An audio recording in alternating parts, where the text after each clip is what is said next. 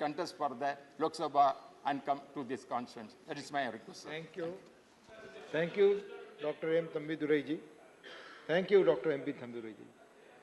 माननीय श्री सुमेर सिंह सोलंकी, माननीय Sumer Singh Solanki, please 5 minute.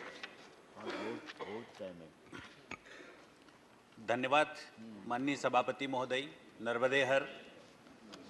आपने मुझे एक महत्वपूर्ण बिल पर बोलने का आज मौका दिया है और मेरे इस संसदीय कार्यकाल में ये पहले किसी बिल पर मैं बोलने के लिए खड़ा हुआ हूँ। माननीय उपसभापति महोदय, माननीय जनजाति कार्य मंत्रालय की अधिसूचित अनुसूचित जनजाति की सूची में हाटी समुदाय को शामिल करने के लिए हिमाचल प्रदेश प्रस्तावित अनुसूचित जनजाति आदेश 5वां संशोधन बिल 2022 के समर्थन में बोलने के लिए मैं खड़ा हुआ हूं। यह बिल 9 दिसंबर 2022 को लोकसभा में पेश किया गया तथा 16 दिसंबर 2022 को यह बिल लोकसभा द्वारा पारित कर दिया गया।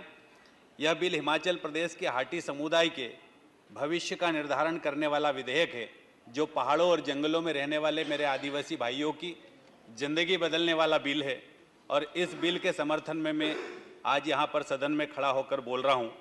माननीय सभापति महोदय, सिरमौर जिले के गिरिपार क्षेत्र में रहने वाले हाटी समुदाय के लोग 5 दशक से एसटी का दर्जा मांग रहे थे। इसके लिए समुदाय के लोगों ने कई बार आंदोलन और प्रदर्शन किए। प्रदेश सरकार ने मई 2005 में इसका प्रस्ताव केंद्र सरकार को भेजा था, परंतु कांग्रेस की सरकार द्वारा इस पर कोई विशेष ध्यान नहीं दिया गया। माननीय सभापति महोदय, हाटी समिति ने 21 फरवरी 2011 में तत्कालीन माननीय पूर्व प्रधानमंत्री जी को एक मुलाकात की थी और इस मुलाकात में भी उन्होंने ये मांग करी थी, परंतु पूर्व सरकारों के प्रयास नाकाफ़ी रहे हैं। माननीय सभापति महोदय, मैं आपके माध्यम से हमारे विपक्ष को बताना चाहता हूं, और विपक्ष हमेशा जब जनजातीय आदिवासी समाज की भले की बात करने के लिए सदन में जब चर्चा होती है तो विपक्ष उस समय यहां उपस्थित नहीं है। वो विपक्ष के साथियों को मैं कहना चाहता हूं, जो हमारे विपक्षी है, वो जब जब आदिवासी मुद्दों पर यहां पर सदन में चर्चा होती है तब सदन से वो बाहर होते हैं, सदन से वो बहिर्गमन कर जाते हैं और आदिवासी हितैषी होने का एक ढोंग करते हैं। मैं उनसे कहना चाहता हूं कि इस देश के अंदर आपने 60 सालों तक आदिवासी समाज को सिर्फ वोट बैंक माना है। आदिवासी समाज के विकास की कभी चिंता नहीं की, उनके विकास के रास्ते कैसे खुलेंगे उस पर कभी चर्चा नहीं की और नहीं कभी जोर दिया। हमारा विपक्ष यही मानकर चलता रहा है कि जब तक ये आदिवासी समाज गरीब गुर्बत की जिंदगी जिएगा और हम इसका फायदा उठाते रहेंगे। आज का आदिवासी समाज जाग चुका है। प्रकृति के साथ जीवन जीने वाले समाज की सूध लेने वाले माननीय यशस्वी प्रधानमंत्री श्री नरेंद्र मोदी जी का मैं हृदय की गहराइयों से अभिनंदन भी करता हूं और आभार भी व्यक्त करता हूं। आज से पूर्व कभी हमारे समाज की आवाज़ को सुनने वाले कोई सरकार नहीं थी, लेकिन देश के प्रधानमंत्री माननीय नरेंद्र मोदी जी के नेतृत्व में इस देश के अंदर आदिवासी समाज के कल्याण के लिए, आदिवासी समाज के विकास के लिए, आदिवासी समाज को आर्थिक रूप से समृद्ध बनाने के लिए और उनकी समस्याओं को समाधान करने के लिए देश के प्रधानमंत्री माननीय नरेंद्र मोदी जी के नेतृत्व में निरंतर काम किया जा रहा है। मैं माननीय जनजाति कार्य मंत्री माननीय अर्जुन मुंडा जी का भी आभार व्यक्त करना चाहूँगा कि लगातार इस देश के 10 करोड़ से अधिक आदिवासी भाइयों और बहनों के कल्याण के लिए निरंतर कार्य किया जा रहा है और इसी दिशा में कल यहाँ पर छत्तीसगढ़ का भी बिल पारित हुआ, लेकिन आज हिमाचल के आदिवासी भाइयों और बहनों को भी ये लाभ मिलने वाला है। हाटी समाज के हमारे भाइयों और बहनों को भी अब हिमाचल में और हिमाचल के साथ देश में वो अनेक प्रकार का फायदा होने वाला है। प्रकृति के साथ जीवन जीने वाले समाज की सूध लेने वाले माननीय प्रधानमंत्री जी का मैं एक बार पुनः धन्यवाद देना चाहूँगा। अगर कांग्रेस की मंशा सही होती तो जो कार्य आज माननीय प्रधानमंत्री जी द्वारा किए जा रहे हैं उनके पहले ही वो कर सकते थे। जैसे जल जीवन मिशन की बात करता हूँ, मैं आयुष्मान कार्ड योजना की बात करता हूँ, किसान सम्मान निधि, उज्ज्वला योजना, राम मंदिर का मामला, धारा 370 को हटाने जैसे अनेक काम, महत्वपूर्ण फैसले माननीय प्रधानमंत्री जी के नेतृत्व में हमारी सरकार ले रही है। माननीय सभापति महोदय, इस बिल पर हमारे माननीय सदस्यों ने भी अपने अपने बहुमूल्य विचार रखे हैं, पर माननीय मंत्री श्री अर्जुन मुंडा जी ने लोकसभा सदन में भी बताया था कि 1978 से ऐसे कई जनजातीय मामले उलझे हुए थे, पर उनके निराकरण के लिए प्रयास बहुत कम हुए, क्योंकि कांग्रेस की इच्छा शक्ति नहीं थी, पूर्ववर्ती सरकारों की इच्छा शक्ति नहीं थी। इनके कारण भी कभी रही ही नहीं। आज माननीय प्रधानमंत्री जी के नेतृत्व में साफ नीयत के साथ आदिवासी समाज के कल्याण के लिए कार्य किए जा रहे हैं। कम से कम आबादी वाले आदिवासी समाज को हक दिलाने का काम माननीय प्रधानमंत्री नरेंद्र मोदी जी के नेतृत्व में किया जा रहा है। हमारी सरकार में ऐसे काम लगातार किए जा रहे हैं जिससे गरीब दबे कुचले को न्याय मिल रहा है और उन्हें संवैधानिक अधिकार मिल रहे हैं। माननीय सभापति जी, मैं ये भी कहना चाहता हूं कि जनजातीय कार्य मंत्रालय के द्वारा हमारी सरकार के माध्यम से 2022-23 के बजट में भी अप्रत्याशित वृद्धि की गई है। 12.32% की वृद्धि की गई है।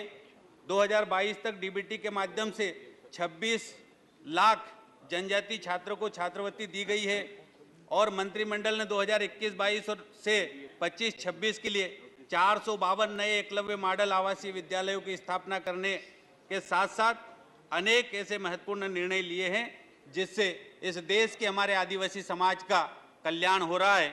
झारखंड, त्रिपुरा, उत्तर प्रदेश की अनुसूचित जनजातियों की सूची में संशोधन अधिसूचित किए गए। तमिलनाडु एवं कर्नाटक की अनुसूचित जनजातियों की सूची में भी संशोधन कर उन्हें भी फायदा पहुंचाने का काम किया गया, संसद द्वारा पारित किए गए।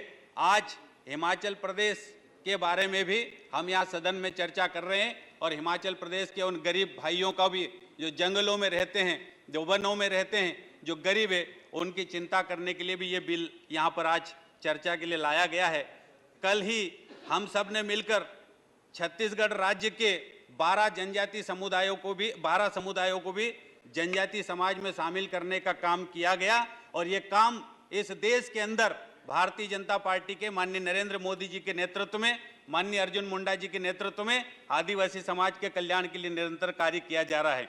वर्ष 2023-24 के बजट में भी अकेले रेल मंत्रालय द्वारा 70,000 करोड़ रुपए का प्रावधान जनजातीय गौरव कॉरिडोर स्थापित करने के लिए किया गया।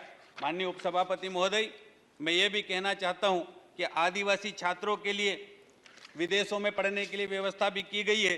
सौभाग्य योजना के अंतर्गत 2.9 करोड़ घरों में बिजली, 3 करोड़ से अधिक पक्के मकान बनाकर देने का काम भी किया गया है।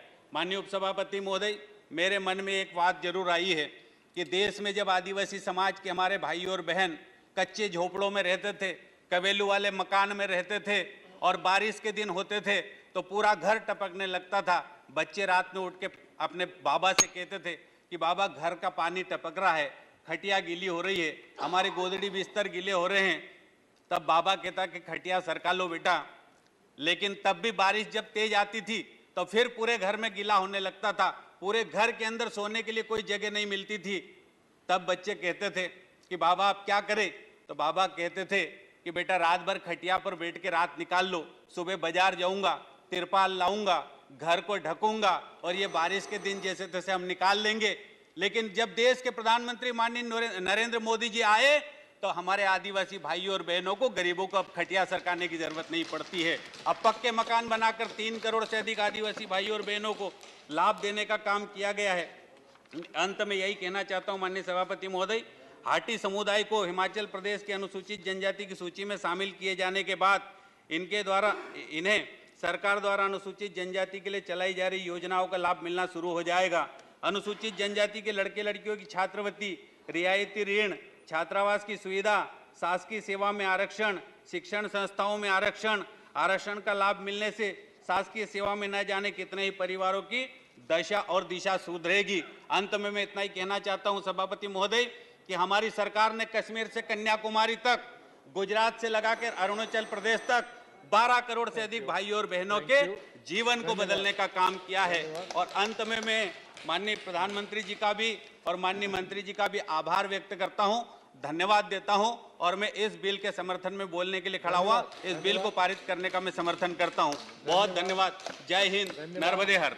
डॉक्टर कल्पना सैनी जी, डॉक्टर कल्पना सैनी 5 मिनट।